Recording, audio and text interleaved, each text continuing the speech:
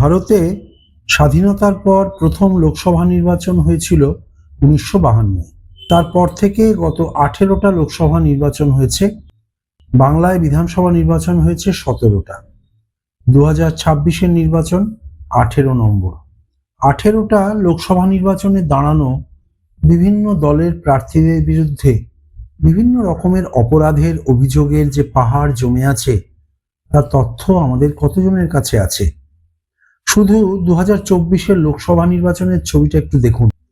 Association for Democratic reforms বা ADR এর report জানাচ্ছে পার্লামেন্টে নির্বাচিত 543 জন সাংসদের মধ্যে ক্রিমিনাল কেস রয়েছে 251 জনের বিরুদ্ধে, মানে 46% বিরুদ্ধে।